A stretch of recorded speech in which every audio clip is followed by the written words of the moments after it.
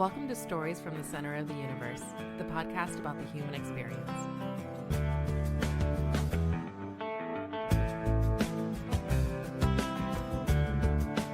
J.R. Wilburn, welcome to the Center of the Universe.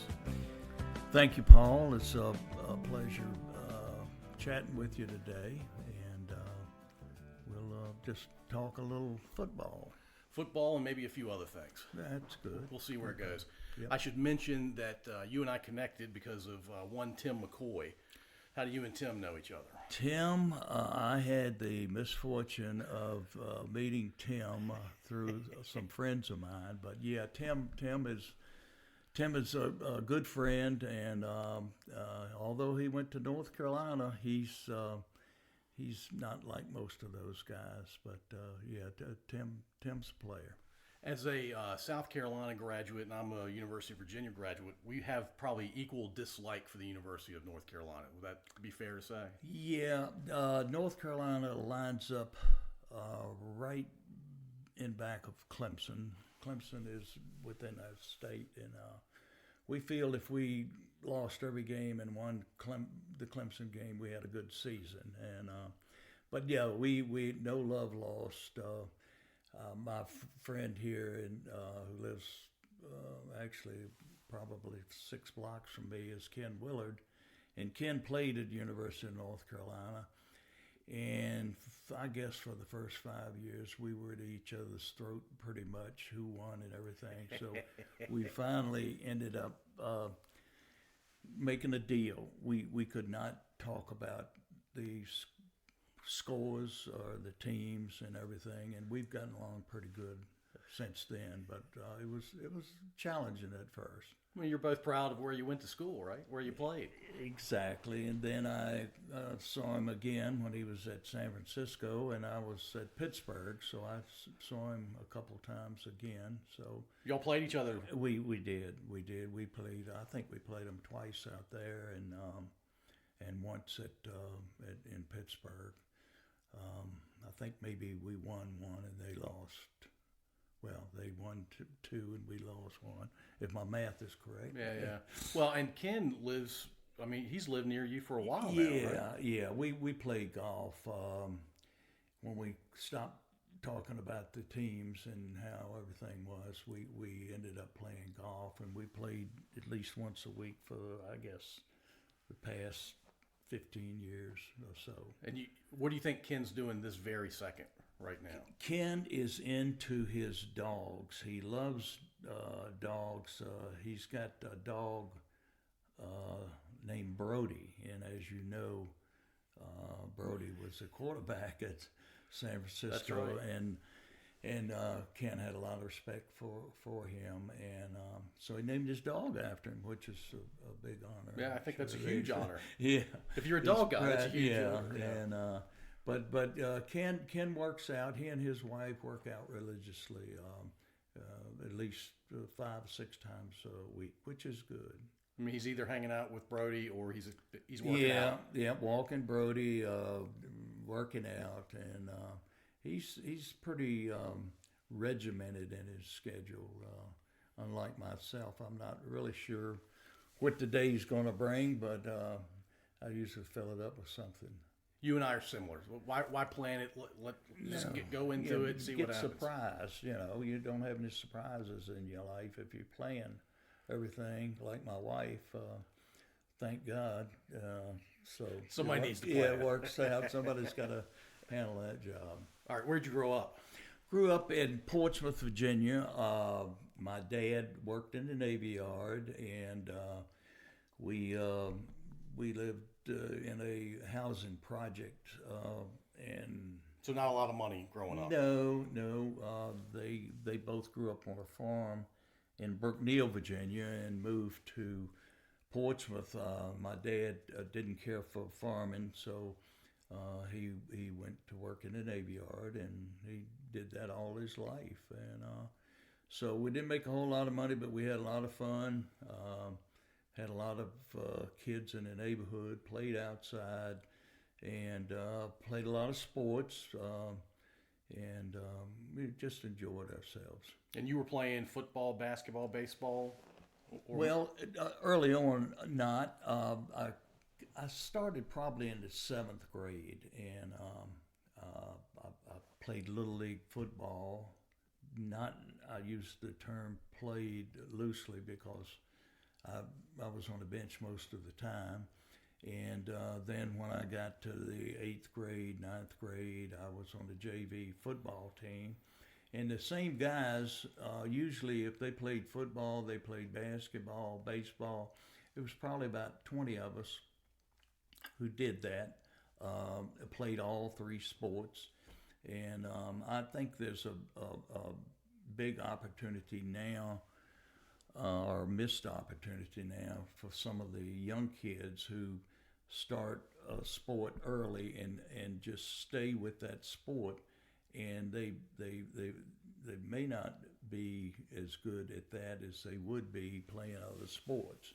And I say that because I didn't like football, didn't play that much to begin with, but it turns out that I was better at football than I was at baseball and basketball. So I think bottom line is, I think the sport picked you as opposed to you picking the sport. And you got to give it a chance and try them all. And the reason you were on the bench when you were a younger guy? I was very small. To give you an idea, when I went to get my driver's license, you could get it at 15 then. I had to put a pillow in the seat so I could see over the dashboard. And I think on my first driver's license, I was like 5'4", 5'5". Wow. Yeah. So, but I all of a sudden, Paul, in between my sophomore and junior year, I grew 4 inches during the summer, and it just, it happened. And then after getting beat around for the first 8 years of my life playing sports, I got so that maybe I could dish out a little bit. So, and then I started lifting and various eating better, and so things started picking up a little bit. You started dishing out the punishment versus taking it. Exactly. Because you're the second of 4 kids, you were telling me, right? Yes, and right. Your oldest brother, is 4 years older than you, Right. and you would pal around with. Yeah, with him. I really didn't think much of the age factor. I just, my brother was sort of, who I hung out with, and they would play football, and of course they played with people his age, and I played, and I'd always come home crying because I got beat up, and I couldn't figure it out, and he used to suck me into boxing.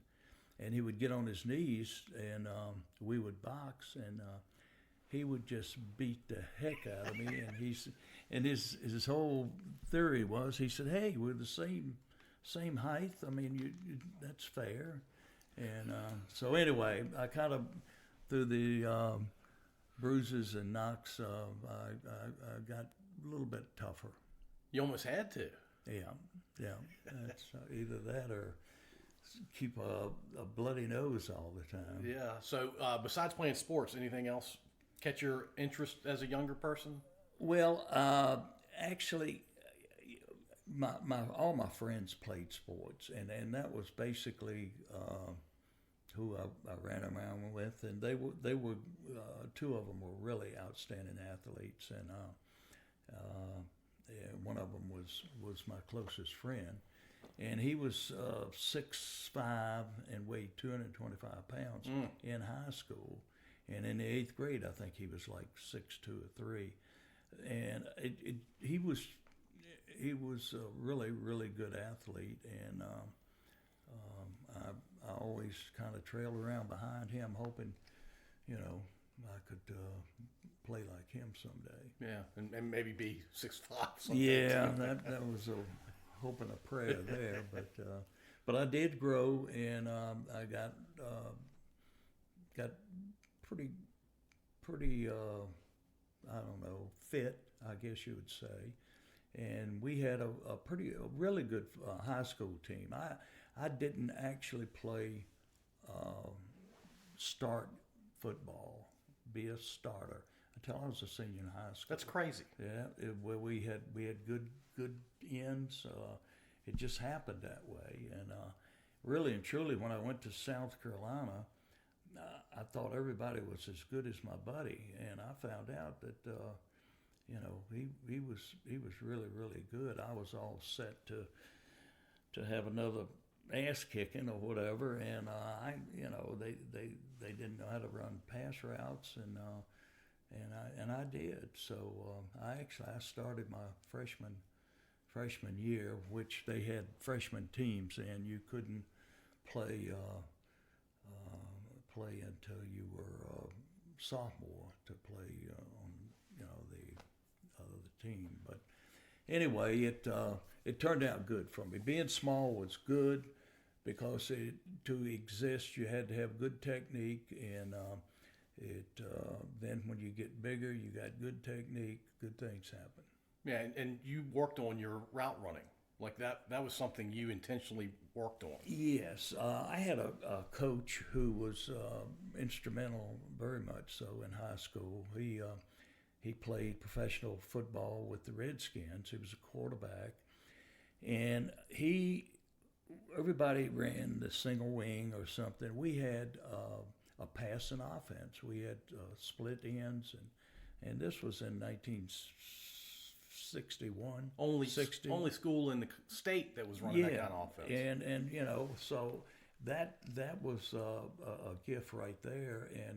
And when I was a junior and didn't play much, he told me, to learn how to catch the ball, that I needed to get a football, which he gave me, and told me to hold the ball all the time when I was in, going to the bathroom, going to eat or whatever. Hold that ball in my hand, walking down the street, and just feel that ball. And it's amazing how it almost felt part of my body, and I could catch a ball.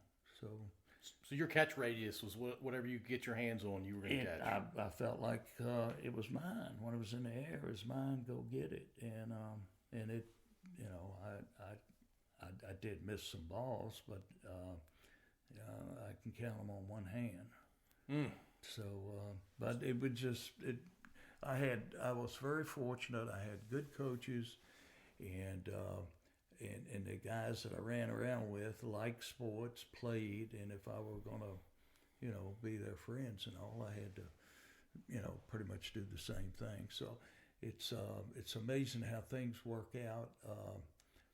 I always use the term, it was meant to be, and it seems like it just all came together. And you enjoyed playing football. I did when I got to play.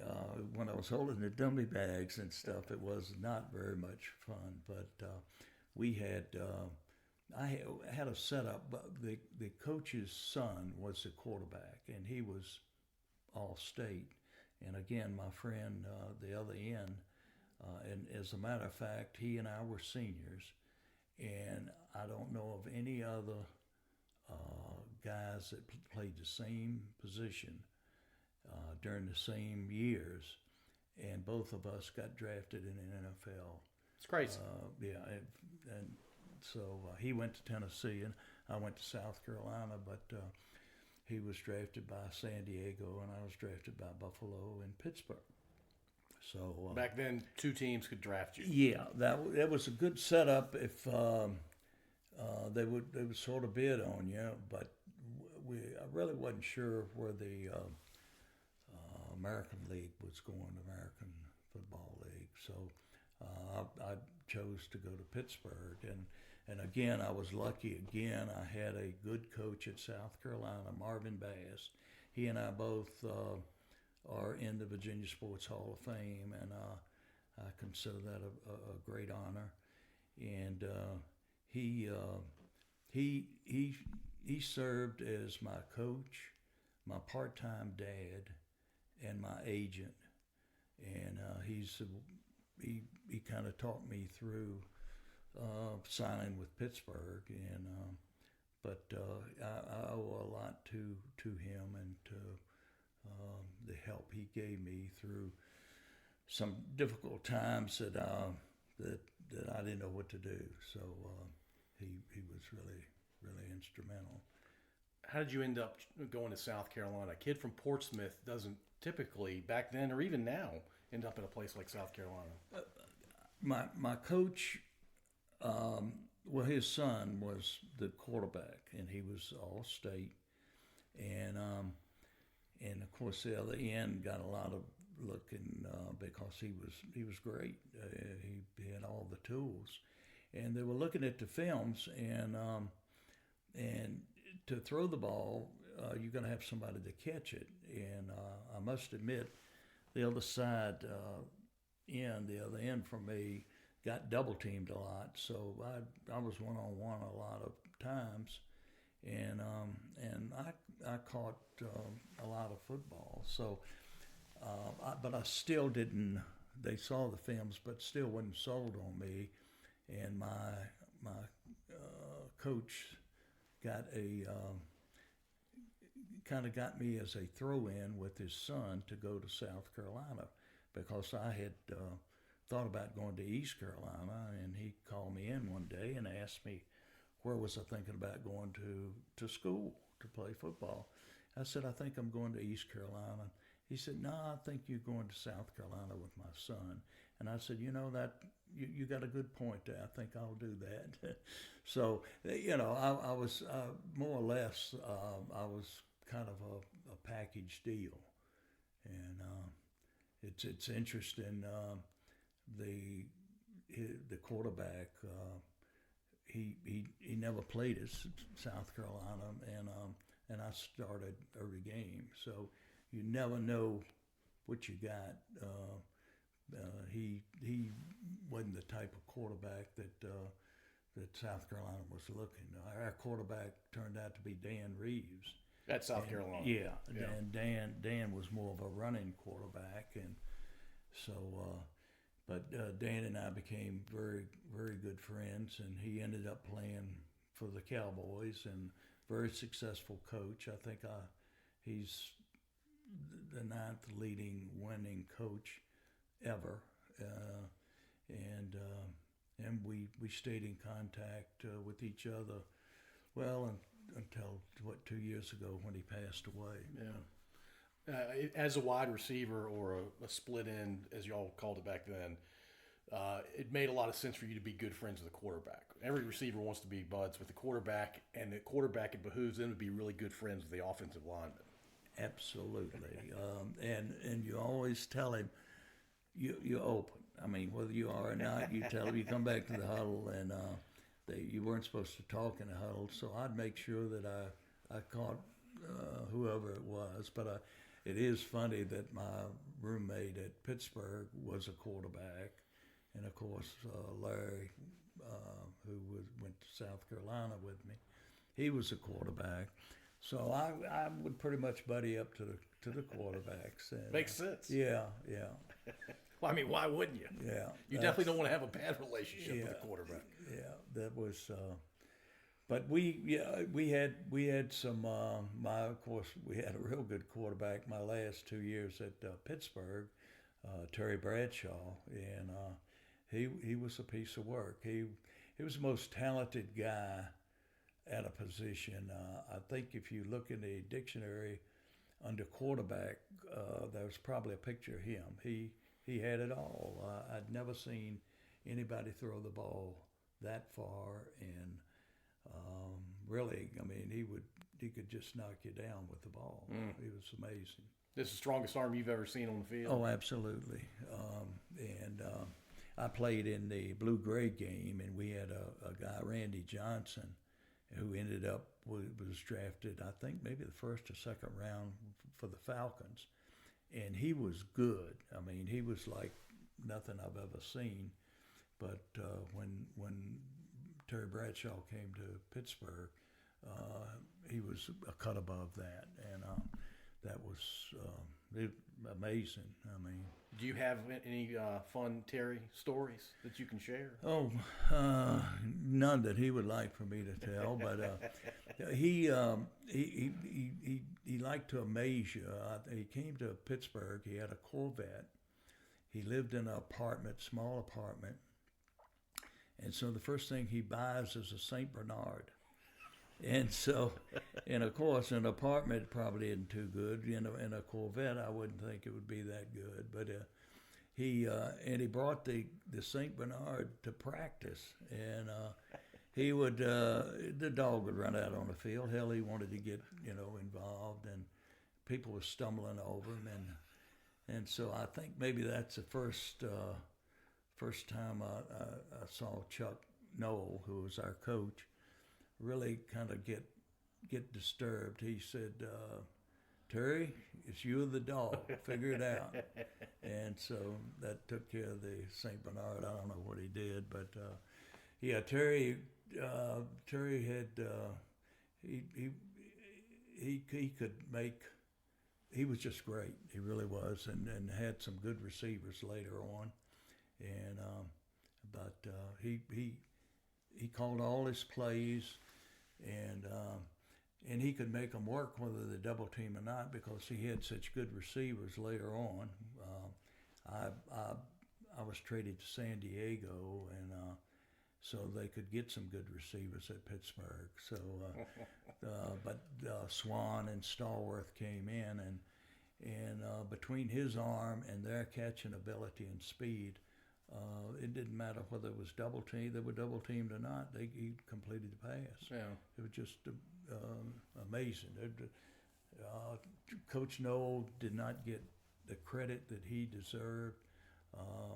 He stayed. He never made a commercial. He stayed in the background, and he wanted all his players to get the recognition that they deserved, and that was his reason. So he didn't. His personality was not. He didn't talk a lot, but when he did, you listened. And but I think the thing that got my attention was the first year that he was coach. We were in training camp first day, and he comes in and he says, I finally figured out why you guys aren't winning. He said, the reason is we don't have enough good players. And everybody kind of sank down in their seat, looking around. And he said, I tell you what, look to the left of you and look to the right, and one of y'all aren't going to be here next year. So everybody's sweat dripping off everybody's nose at that time. So what year was that for you? That was 1969. I played 2 years, 69 and 70 under Chuck. Okay. And we really and truly, the thing that started and turned our team around was in '69 was drafting Joe Greene, and Joe Greene brought a sense of there's nothing but winning. I mean, you can't lose. I mean, he brought an attitude that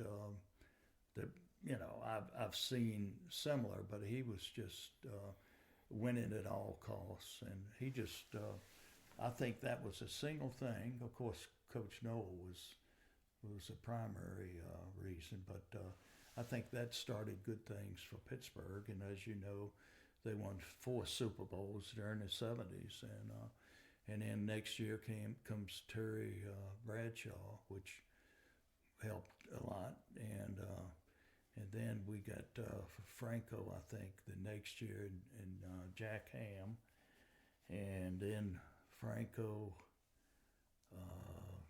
Anyway, we got I think in the next 3 draft seasons we got 6 Hall of Famers, wow, which is unbelievable. That's crazy. Yes, and they lasted like I say 4 Super Bowls, which in 10 years is really good. It's unbelievable. Yeah, it is. Me and Joe Greene, when you and I chatted a couple weeks ago, you were telling me how athletic Joe Greene was. Yeah, he was so quick off the ball that we were in Philadelphia playing the Eagles, and he was so quick off the ball they called him out offside. I mean, he got to the quarterback before he could finish his back pedal, and he would turn sideways and come in, and he had different techniques. But he had his first two steps was as quick as anybody, even a running back. I mean, he was really quick. Plus, he weighed 280 pounds, and which helped.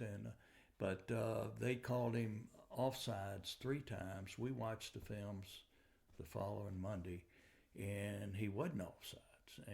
But the referees called him. So the third time that he was called offsides, he picks the ball off. This is during the game. Picks the ball up, throws it up in the stands, and walks off the field and says, "I'm not going to play." And he didn't. And of course, I think he got fined for it. But he was, he was right on schedule.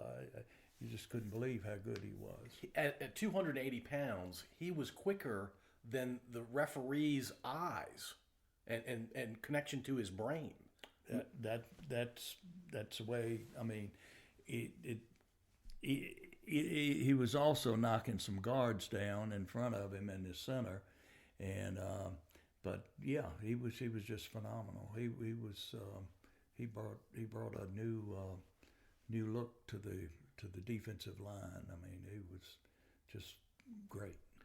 Where did he have the nickname Mean Joe Greene when he got there, or did he pick that up in Pittsburgh? No, I think he picked it up in Pittsburgh, and the people in Pittsburgh always had nicknames for people, and they're the greatest fans in the world. They're unbelievable. They are, and I think they're probably the second or third smallest franchise, but they have the most fans. Pittsburgh will be playing Arizona, and all of a sudden you look in the stands, there's more people from Pittsburgh and Arizona than there are people from Arizona fans. So, yeah, what a great place to play. I think I told you earlier, I've been very fortunate to play for the coaches I did and for the teams I did. And a great experience, and I wouldn't take anything for them. Sort of beat up a little bit, but I wouldn't trade it. I wouldn't trade it for anything. The Steelers fans have this wonderful combination of being very fanatical. I mean, it's where the term fan comes from, but they were fanatical. They were really supportive of their team. And as somebody who is not a Steelers fan, I've been to Pittsburgh a couple times to see them play. The people couldn't be any nicer, too. They are, and the people in Pittsburgh are interesting. I remember when I was drafted, I'd never been to Pittsburgh, and I was drafted by Pittsburgh, and I opened up an encyclopedia, and I look, and it's a town, you can't see the town for the smoke. I mean, and they had all the steel mills there, and basically what you got is a blue-collar town. They work all week, work hard. And on the weekends, they have football or hockey or whatever. And, the price of the ticket, that was the only entertainment they had because it costs a lot of money to go to a game, as you know. It's gotten more and more, and it hadn't deterred them at all. I mean, they go, and the Rooneys are the best owners you could ever imagine. They wanted a new stadium, and then there was a little bit of controversy with the city council or whatever, but the Rooneys said that they would never move the Steelers from Pittsburgh under any circumstances, and it that's a hell of a commitment when you got the Raiders and all these teams moving around to get more money for their teams, but the Rooneys are just great people, and an example, I had a problem signing. I think it was my second year, and we were playing an exhibition game in Norfolk, and so I hadn't signed, and I get a knock on my door. This was the week before the regular season, and it's the chief, Mr. Rooney, and he says, why haven't you signed? And I told him why, and what I thought was affair. And he says, I think it's affair too. Consider it done, and walks right back out. And he's, he was that kind of guy. And if you played a good game, he'd give you one of these big cigars that looked like a baseball bat. So I got a couple of those, but the family's just great. They live in the same house that they grew up in, same neighborhood. Yeah, they weren't going to leave Pittsburgh because they weren't even going to leave their neighborhood. No, they just good Catholic families, and the owner's son now, he's Artie, we called him. He was a ball boy when I played. Yeah. And now he does a hell of a job. Yeah, I mean they're still a great franchise. Yeah, super. Did you see who y'all picked up at quarterback? I couldn't believe it. I was Russell. Richmond's own. Yeah, they got the price was right, $1.2 million, and because he's still getting paid by Denver. Yeah. And but that sort of surprised me. But even if he doesn't start, whether he does or not, I mean it's like having an extra coach, especially with young quarterbacks. I mean, and not to say that he can't play, and he's still got some game, but he's not, his maneuverability is not as good, but he'll fill in nicely. Yeah, I think he's probably going to start. Yeah, well, it'll be interesting. I feel he's got maybe 2 years, and maybe that'll give Pittsburgh a time to bring the other quarterbacks on. And he's got tons of experience. I mean, he was one throw away from winning his second Super Bowl when he was in Seattle. Yeah, he's one of the greatest athletes. I mean, he was a baseball player. He could have played professional baseball, and I think that's the reason he left NC State. The coach wouldn't take him back. Yeah. Well, wouldn't let him play baseball. He wanted to play both. Yeah. He said, no, you got to play football. So, he's what a great ambassador for the game. I mean, he's on and off the field. He's just a class act, and Pittsburgh. I was glad to see him get him. I think he's on the tail end of his career, but he's still better than most quarterbacks. Yeah, it was weird to watch him in Denver not have a lot of success like he did in Seattle. Yeah, he used to be able to run the ball, and he still can a bit, but he can't take hits.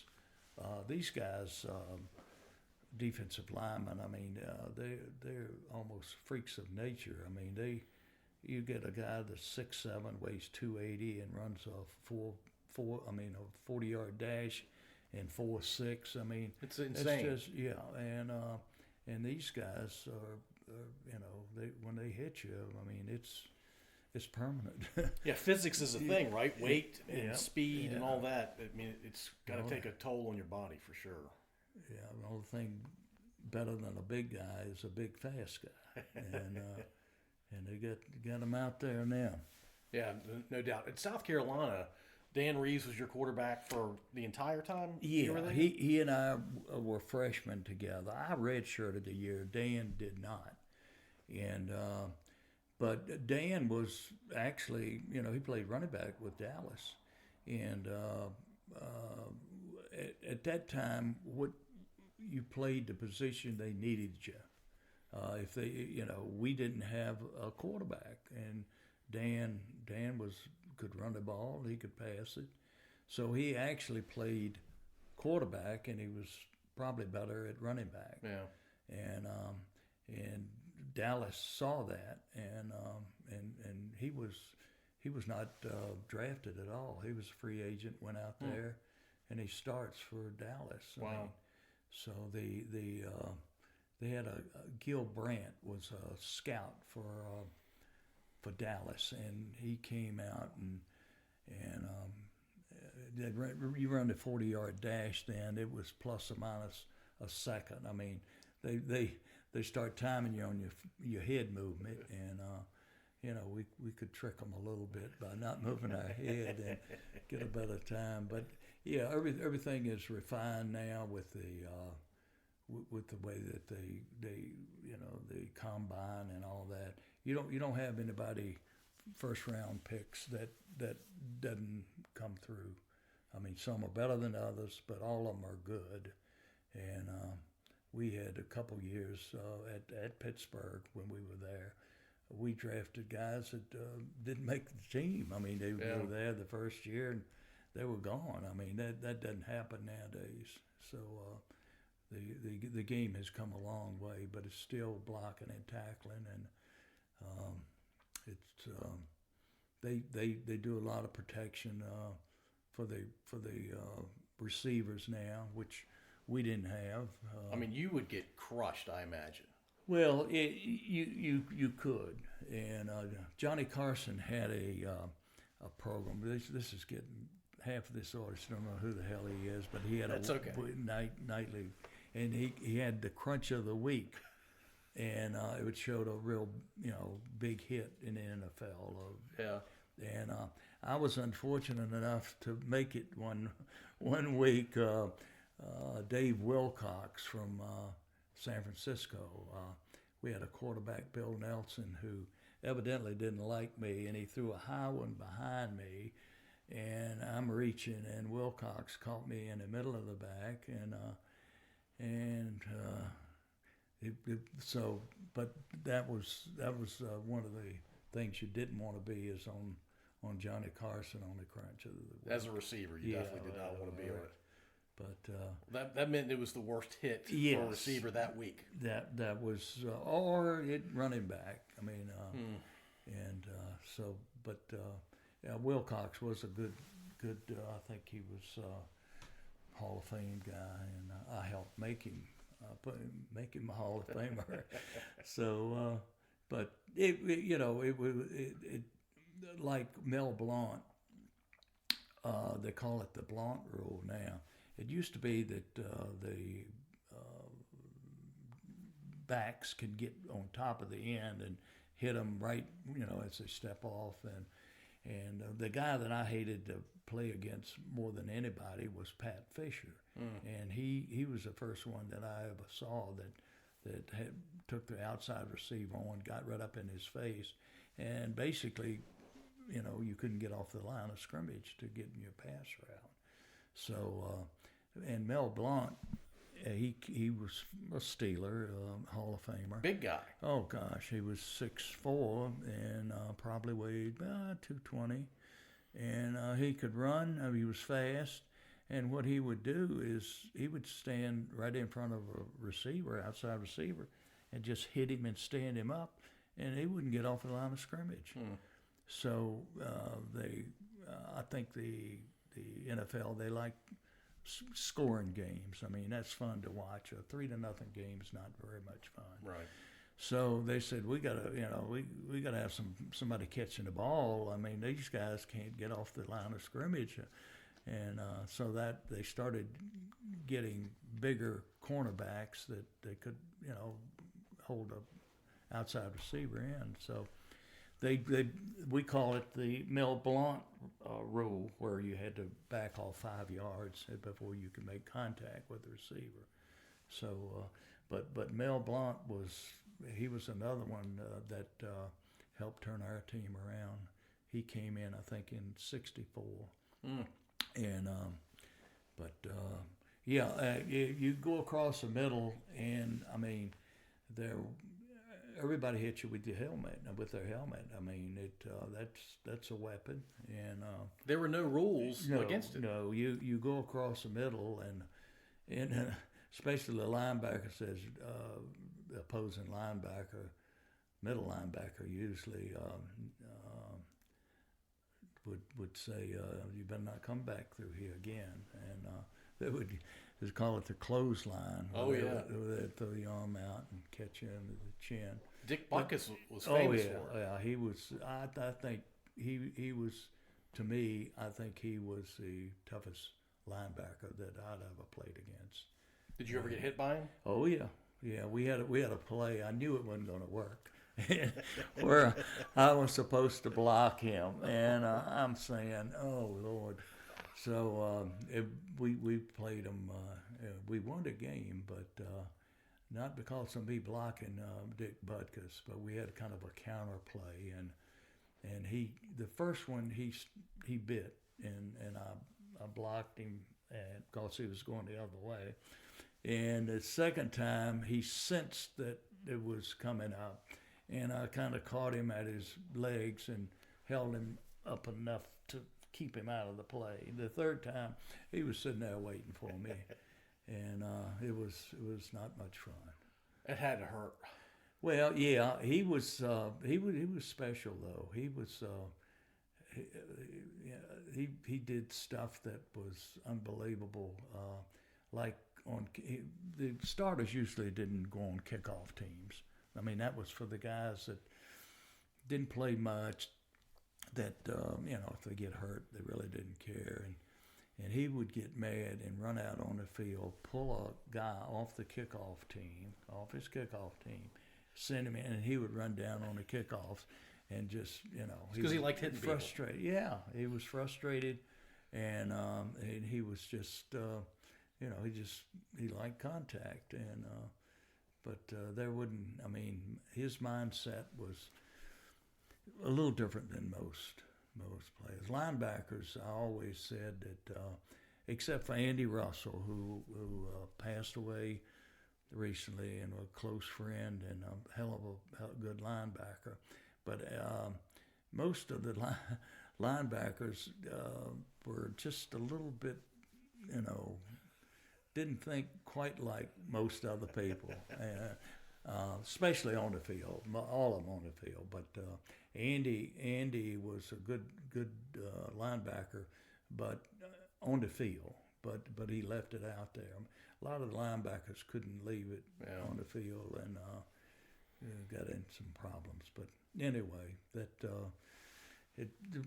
interesting bunch of guys. Butkus was the toughest you think that you ever faced? I think he was. He and a guy named Dave Robinson, and that played for Green Bay. Didn't get much recognition, but he had a forearm. I was playing tight end at the time, and he would hit you so hard on the head that it would buckle my knees. This was on the line of scrimmage coming off, and he, to me, he had the best forearm I've ever received. So, but he didn't get as much recognition as Nitsky, and I think he was twice as tough. Really? Yes, sir. Well, the reputation is flipped. Yeah. Green Bay was a team when I was playing. They usually. Lombardi was there, Bart Starr, and they just they dominated. They had a lot of really good players. Yeah, they had Taylor and Horning and those guys, and they would run a play over and over until you stopped it. If they got more than 3 yards, brace yourself, it's coming again. Same play, and until you stopped it, they would run it at you. So. Wow. But they were good, had good coach, and they dominated for at least 3 or 4 years. But when you were at South Carolina, I want to go back there just for a minute or two. When you graduated, you had a bunch of receiving records for the university, right? I had all the receiving records. And when you say all of them, is that for a career, for a season? Yeah. Catches or receptions plus Right. yardage? Right. And you sounds like you had the most catches in a game. Yeah. But, there, we would throw the ball. I think we had 56 I think it was 56 receptions that year for the team, and I had like 38 of them. So we probably didn't throw the ball. You know, we'd throw the ball maybe 20% of the time. Not a lot. No, not at all. And it was basically we actually didn't have a pro set until my last year. We had 2 tight ends is what we had. So playing tight end in college at 171 wasn't much fun. It's unheard of. Yeah, but it's the game has changed so much faster, so much bigger. The guys, and it's the greatest spectator game there is. I mean, as far as I'm it's maybe a little partial, but it's year round. Yeah, like it's a sport that's only played for 5 months every year at the professional level, but people are following it 12 months out of the year. It is. It's phenomenal. I watch football, but not a lot of football. I've got to have a dog in the fight to watch it, and I watch all of South Carolina and Pittsburgh and a little of San Diego and teams or people that are that I know that play on a team. I watch, but I don't sit there and watch it all day. Yeah, 5 years in Pittsburgh, and then you get traded to the Chargers. Right. Can you tell that story about your Charger experience? Well, a lot like you said earlier, when you've got some younger players coming in that's going to make less money than you, that are bigger than you, and they're going to get better, and you're, sort of on the downhill side of your career, they're going to, you're probably going to get traded or replaced or whatever. So I was working for Reynolds Metals Company during the off season, and I get a phone call, and I was sitting at my desk, and I'll never forget. I picked the phone up, and he said, "JR, this is Chuck," and I'm going through my mind there, and I'm saying, "How many Chucks do I know?"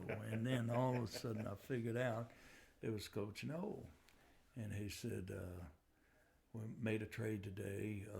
Trade with San Diego. We need a running back. They need a tight end. Good luck to you." And it was that simple. And but I mean, he was always, Coach Noll was always fair, and he used to have this thing that he would go over and over again. He would say before each practice when he would hold up his hand and hold up 3 fingers, and he would say, "Preparation, concentration, execution. Preparation, concentration, execution." And I mean, everybody was lip syncing with him. I mean, he was, but he was a great teacher. I mean, he knew the game, and he played some professional football. He was small and a lot like what I was when I was. He had to learn the techniques and all, and but he was a man of his word, and he wouldn't take losing for an answer. And so when you got traded to San Diego, that meant you were traveling out there in July for camp, right? Yeah. Well, actually, Sid Gilman was the coach. No relation to me. No. And that's a compliment to you. No. Sid Gilman knew more football than any person I know, especially offensive football. But he had us come out, which I think it was illegal. I think they ended up fining him. But I went out the 1st of June, and spring camp was started in July, the 1st of July. So it was a bunch of us out there early on. before we were supposed to. But I went out in June, and then we had all through training camp, through the exhibition games, and then for the first game, on the last cut, I was going to go to this taxi squad, and he had traded, I think it was Pettis Norman from Dallas, and so anyway, they made my job expendable, and so I had a chance to go some other places, but I was kind of relegated to running down on kickoffs and all, and I didn't like that kind of football, so I had a job with Reynolds. I came back and started working for them, and worked 38 years for Reynolds. Oh, you were there that long? I was. Wow. Yeah, and it was a job that I really enjoyed. It was meeting people and in sales manager, and it was not football. I would say, Paul, the biggest adjustment I had in my life, I think, was giving up football, and I really I hadn't. It kind of sneaked up on me, and I before you have everybody coming up patting you on the back, and You're the man. I called it scholarship for life, except it wasn't for life, and it just it took some adjustment to. I knew how to play football. I knew all about it. I wasn't too sure about sales and all the other stuff, but I had played organized football until I was 28, which was right at 20 years that I had played some type of football, and it was like going outside with no clothes on. I mean, it was sort of startling, but it worked out, and I happened to marry my childhood sweetheart, and she helped me. In fact, we were already out there, had a house in San Diego. I mean, renting, but we were out there for like a month or so, and but came back. She said, "That's enough football." We didn't have any children or anything. Normally, we were moving 3 times a year for 6 years, and so we started the normal life. And it's different when you're a pro football player and you're in Pittsburgh and everybody knows. Oh yeah, who you are. Still, when we had this, we call it the Steeler Alumni Golf Tournament, which a good friend Ray Mansfield started, and Andy Russell, and that was in 1981, I think it was when it started. But we would play every year, and I mean we'd have all of the golf, raise all kinds of money for various charities, and but I mean I was they had some great football players come through Pittsburgh, but you would be amazed. We'd go into a bar or restaurant, how many people still knew who you were. Yeah. I mean, and years later. yeah, and heck, half of them probably would be 20 years, 30 years younger than that. But it was amazing how they loved their sports and knew the stats on everybody, and it was just it was a way of life for them. Did you ever think about living in Pittsburgh after your career? I did. Thought about my wife helped me make some decisions, and that was one of them. She was close to her family in Portsmouth, and I worked during the off season in Richmond, and we were close enough to Portsmouth that she could go to Portsmouth, and Richmond seemed the ideal place, and we love Richmond, and it worked out great. But to answer your question, I also I like coaching. but it and I was going to have a chance to coach maybe with Dan Reeves if he got the Atlanta job the first time, and I'm certainly glad I didn't, because in that work, you stay somewhere for 2 years, maybe Right. 3 years, maybe 1 year. But places like Detroit, Philadelphia, not that they're bad cities, but I'm not. They're not rich. Yeah, I'm not good on that. Chicago, and so I'm more of a small town guy. Yeah, Richmond's a nice size. Oh yeah. We met some of the greatest people, Tim and Joey Smith, and a bunch of guys that at the club, Briggs, and so too many to name, and but we Leslie, my wife, she loves it, and it's a done deal. And when the wife likes it, that's the way it works. Yeah, no, that's a happy wife, happy life. Is what I've been told. Exactly. Let's close by talking about your family. Tell me about your wife and your kids. Well, my like I said, my wife, I'd known her for before high school. Really, I think she was in 8th grade, and I knew her sister, who was a year behind me, and I of course met Leslie through Pam, and we dated for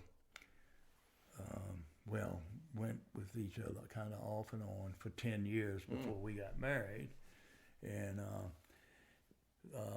so we had our first child, Mason, in Jacksonville, Florida, when I was with Richmond, with Reynolds, and then I had my son, Brandon, in Houston when I was moved with Reynolds again, and then we came back to Richmond, and we knew that we were locked in and loved it, and unfortunately we lost our son in 2000 and in an accident.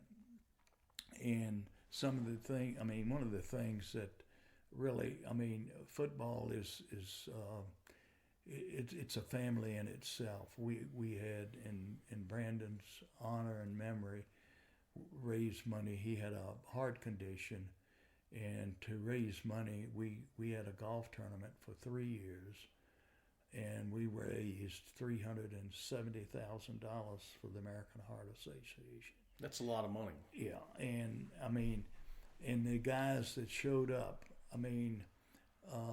now here I am out of football for 25 years, 30 years, but guys that came on their own dime to play in the tournament.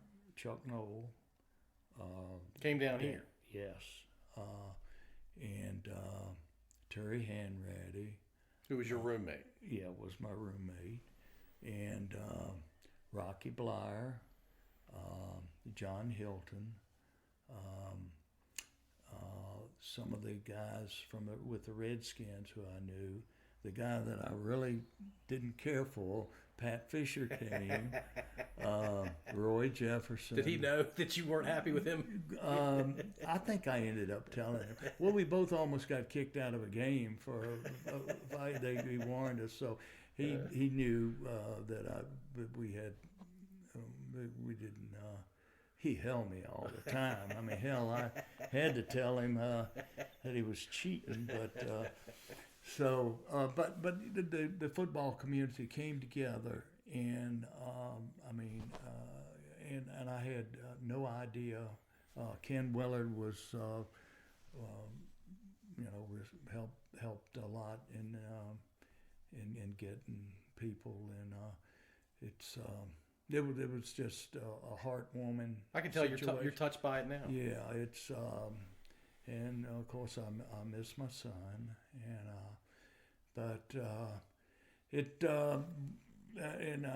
my daughter Mason, she's a teacher at was Chesterfield County now. She's teaching private school. And Leslie is out shopping, spending my money. But we love it. Our things worked out good. And How many grandkids do you have? I have two grandkids. One, both of them are in school. One is at Longwood, which I see they just made the basketball playoffs. Oh, did they? Yeah, they did. Nice. And James Madison, and their programs, athletic programs, are coming along nicely. And, oh yeah. And Ainsley and Brandon are their names. So, I'm D-Daw. My name is D-Daw, and D-Daw, when the kids were growing up, D-Daw was recognized. He either could fix it or I'd buy him a new one. I mean, they'd trash stuff and everything. They'd say, "Oh well, D-Daw, buy me a new one," and so I got the name D-Daw. So how do you spell D-Daw? D-E-D-A, and Okay. it was because my grandson, I wanted to be Big Daddy, and I'd look at him and say, "Big Daddy." He'd say, D-Daw. I'd say, "No, Big Daddy." And he'd look at me and say, D-Daw. And I said, "Okay, D-Daw." And so that was it. He couldn't say Big Daddy. So then it caught on, and everybody calls me D-Daw. It's funny how it catches on like Yeah, that. yeah. So, but they keep us busy, and I tell you, the grandkids are I mean, I talked to you about the grandkids. When you get the grandkids, it's a whole new ball game, and you can spoil them, and they come over, and if they get naughty or whatever, just send their They're buckets home. They're gone. And you're fine. So, yeah, I've been very, very fortunate, and football has been a big part of my life, and of course, family is first, but I've met a lot of good, interesting people, and people that have really, especially my coaches, that have helped me, given me some good advice, and kicked me in the ass when I needed it, and made me smile when I was down. So it worked out good. And you're still, you've always been a member of the Steelers family, right? You've always felt like a member of that family ever since you went there. When I was, it was Dan Rooney who's passed away, but he was the owner of the Steelers when I was inducted into the Hall of Fame. And when I left the game, I didn't take shoes, I didn't take a helmet, I had nothing. When I left, I wasn't mad. I just said, I'm cutting the cord. That's history, and we're going on. So, they have little booths that you put memorabilia in for the Hall of Fame, and I didn't have anything. And so I call up the Steeler office, and I tell the secretary what I was looking for. Then the next thing I know, Dan Rooney's on the phone, and he says, "JR, how you doing? Here's the owner. He's probably doing something else, but he says, what do you need?" And I said, I really, I need something. So he said, "I tell you what, I'll send you." He overnighted a helmet and I don't know how he did it, but a Steeler jersey with my name on the back, and something else I can't remember. But to have the owner do that, and it's a lot of owners, special. A lot of owners wouldn't do that. Yeah, congratulated me and all. So hopped on the phone. Yeah, most owners wouldn't come to the phone. I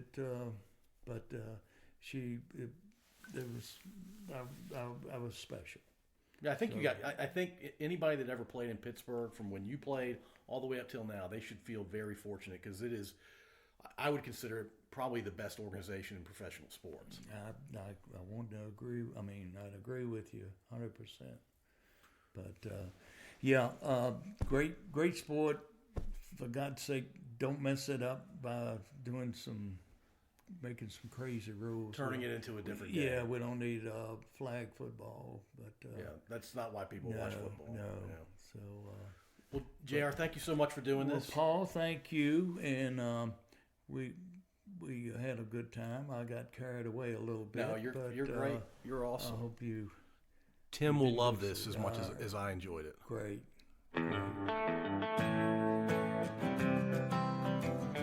Thank you for listening.